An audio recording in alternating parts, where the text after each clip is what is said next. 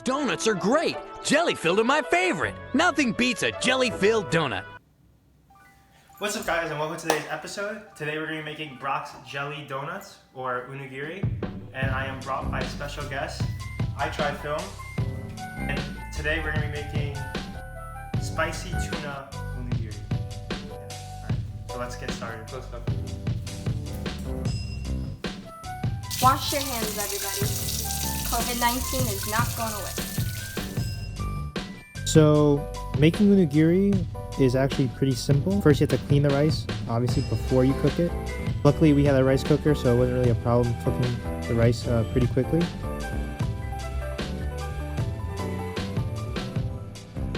After you finish cooking the rice, you have to let it sit out so it cools down.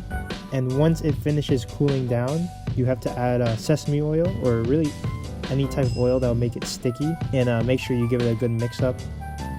So for our filling, we were going to use a spicy tuna. So first you need to get all the moisture or liquid out of the tuna can, and then you want to mix it with mayo. The portions probably would be 1 spoonful of mayo per 1 can, and you also have to mix it until you can't see any of the mayo color anymore. And this is what we'll be using to make the onigiri. It's kind of like a set. The seaweed comes kind of pre-wrapped, and it comes with this mold. So yeah, these are all the things you need to make onigiri. You have your rice, your filling, the seaweed, and maybe something to make it on top of. The first step is to take out these sleeves. So these sleeves kind of mark where you need to put the rice once it's formed. So you have to place it on that triangle. So you have to fill up the rice with the bottom layer of the mold. Make sure it's flat on the mold, that there are no holes. And then you want to put the filling in, and then more rice on top. Once you do that, then you want to get the press and press it down and lift up so that it forms this nice neat triangle. After that, this is kind of the hard part. You have to flip over on top of the rice and fold in the edges underneath it so that the rice sits on top of the edges. The important tip is that you want to try and make it as snug as possible. So even if it means dragging the rice down a little bit, it's okay as long as it's in the middle, in line with those two golden lines.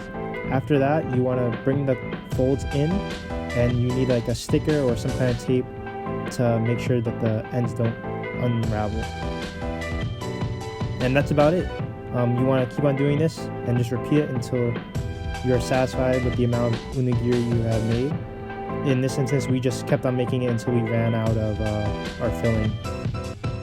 And that's about it. That's how you can make Brock's jelly-filled donuts, or onigiri.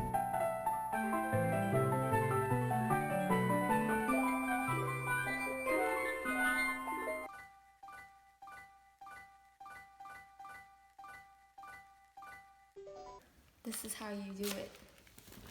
So you pull all the way around.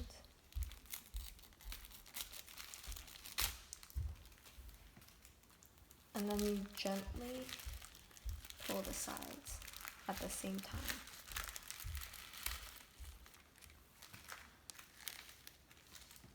Then you rewrap it. Not the prettiest. And you eat.